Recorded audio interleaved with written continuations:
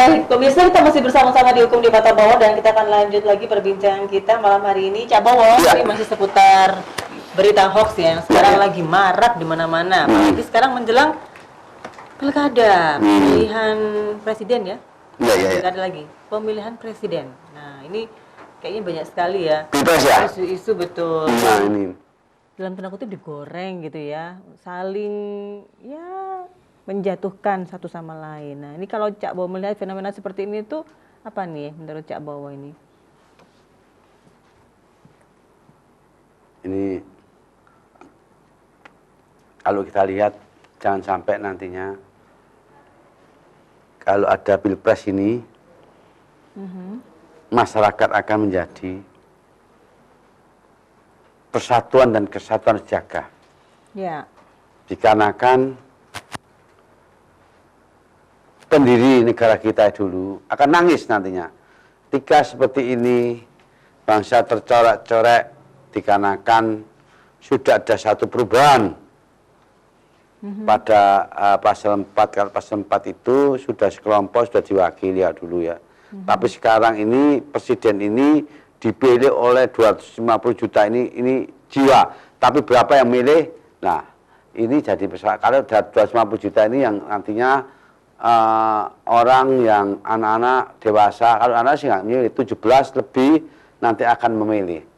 Jadi berapa yang nantinya akan memilih suatu pilpres? Kalau dulu hanyalah 550 ya. Tapi sekarang ini berbagai macam daerah berapa yang akan. Nah, ini jangan sampai menjadi suatu korban. Karena hanyalah tujuan baik partai A, B, C, D, E, F, G, Y hanya punya tujuan kepentingan pribadi, bukan tujuan kepentingan bangsa, kan begitu. Kalau tujuan kepentingan bangsa, jangan sampai bangsa ini akan carut-marut dikarenakan hanyalah tujuan-tujuan tertentu. Ya. Saya memang berharap, saya sendiri, setelah melihat, mendengar bahwa adanya pilihan langsung ini antara satu dan lain, suku dan suku yang lainnya sudah tidak seperti dulu lagi. Masih ada sesuatu di hatinya ini ketika yang menang kelompok A, B, C, D itu masih ada jangget. Sehingga untuk menata bangsa-bangsa kita itu ternyata susah sekali untuk mengumpulkan. Dulu ada Yong Jawa, Yong Ambon, Yong apa itu kan gitu. Tapi sekarang ini saya itu prihatin sekali. Setelah adanya demokrasi, langsung harapan saya ini satu hal. Apakah nanti Indonesia ini pendidikannya akan lebih maju? Ya. Contohnya yang bayar. Kalau dulu kan nggak bayar, ini bayar sekali. Sekolah bayar. Nah kalau sekolah bayar ini, saya bicara masalah negara maju dan sebagainya dari tolak ukur dari situ. Kemudian, persoalan korupsinya. Ternyata korupsinya semakin lama semakin kayak gini. Bagaimana? Tiap bupati kena tangkap, ini semua tangkap. Nah, pimpinan seperti ini apakah bisa menjadi pimpinan? Kalau kita bicara pada waktu sumpah kita refresh kembali, berdasarkan ke Pancasila dan Undang-Undang Dasar, dan sumpah itu demi Allah, dan sebagainya. Tapi kalau seperti ini seharusnya, sudahlah kalau sudah korupsi, copot.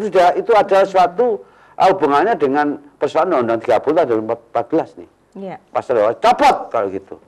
Berarti copot, gak usah bicara ini dan sebagainya. Nah itulah, oleh karena itu kita konsen dari adanya PP 43 nih, lebih baru di 2018.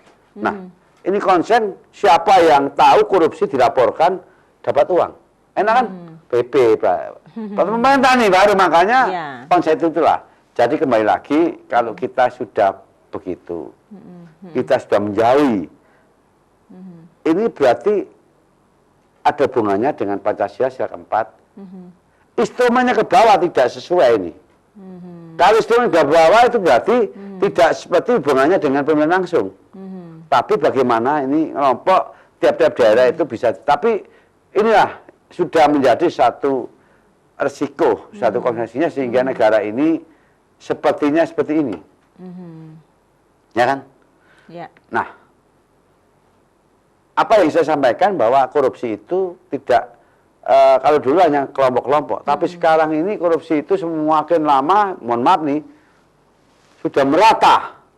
Padahal ada 3 hal. Ya. Negara itu pertama penegakan korupsi, pendidikannya. Nah sekarang bagaimana kesejahteraannya? Rakyatnya miskin enggak? 3 hal itu kalau ukurannya 3, kemiskinan, pendidikan, dan 1 hal yaitu korupsi. Kalau 3 ini bisa tertekan, alhamdulillah maju. Tapi saya persoalan ngomong dia maju dan haruslah memberikan sesuatu objektif. Jangan ditutupi begini, tapi nanti ada solusinya. Yang penting adalah sekarang ini 1 hal, yaitu saya berharap memang pendidikan itu kalau bisa ya memang dijaga. Kalau itu sampai nantinya pendidikan itu, mohon maaf nih, apa yang disampaikan pada tujuan bangsa kita ya, sejak lepas dari Belanda kolonial ini kepinginnya sekolah bebas. Tapi sampai sekarang ya hasilnya ya begini. Iya kan? Hasilnya begini, tapi saya mudah-mudahan nanti presiden yang akan datang ini, kalau dia bicara nih, akan menang. Saya, kalau jadi presiden, akan saya bebaskan untuk tingkat pendidikan. Akan menang itu. 100%. Yakin menang. Nah ini siapa nanti akan menteri promosi ini. Nah lihat aja nanti. Apakah Pak Prabowo, apakah Jokowi. Bahwa dia berani di depan publik bahwa nantinya ketika menang sekolah gratis. Itu yang diharapkan. Langsung menang. Nah kembali lagi nih. Iya. Cak Bowo ini yang masalah penyebaran berita hoax ya. Ini kan fakta. Ya. Terus gimana? Kan banyak sekali ya sekarang ini nggak jelas gitu loh. Kadang kita nggak sadar, belum tahu kebenarannya udah disebar-sebarin ya kan, berantai seperti itu. Nah contoh yang paling mudah kemarin ya, kalau yang biasanya dari teman-teman kita, wah namanya berita-berita tuh di WhatsApp tuh cepat sekali ya, Cak Bowo ya, apapun tuh. Nggak tahu tuh benar atau enggak, wis disebarkan gitu aja. Dan itu ada undang-undangnya kan, kalau ternyata terbukti tidak benar, apalagi sampai merugikan, menyebarkan fitnah lah ya istilahnya, provokasi SARA, nah itu konsekuensi hukumnya apa? Kena SARA pasal 28, Undang-Undang IT, jadi ancamannya 6 tahun. Iya. Barang siapa nih, setiap orang yang mendistribusikan tentang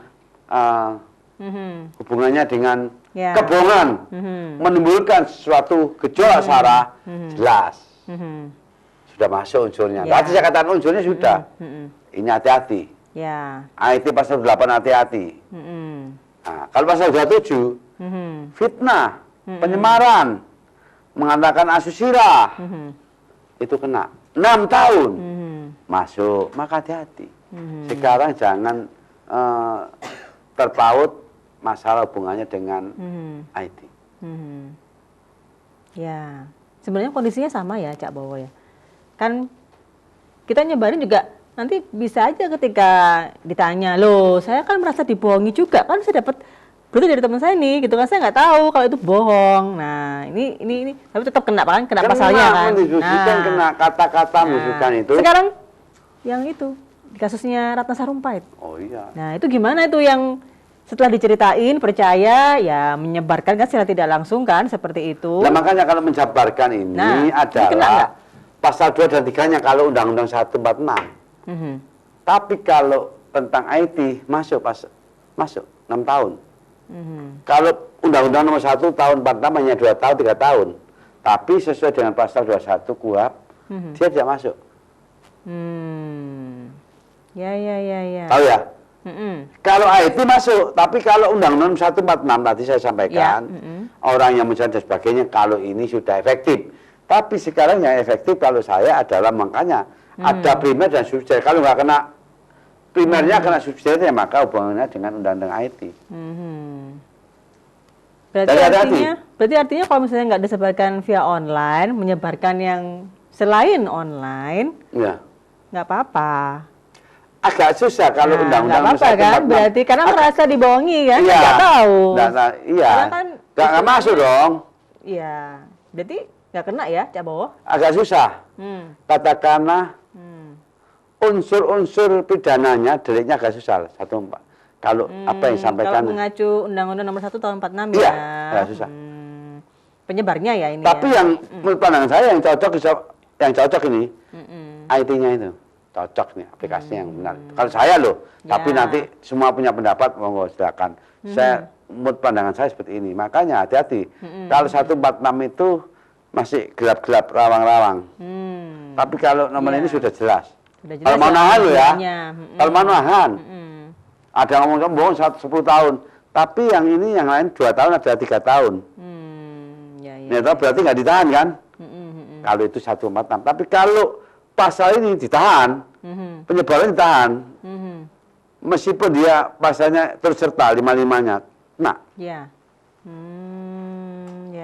Ya. Berarti selama tidak melalui media online? Agak susah. Masih dalam tanda kutip selamat gitu ya? Agak selamat. Cak Bowo. Selamat ya masuk. Karena ada pasal yang mengatakan 14-15 tadi, berhubungan dengan ini ada ancamnya 2 tahun, 3 tahun.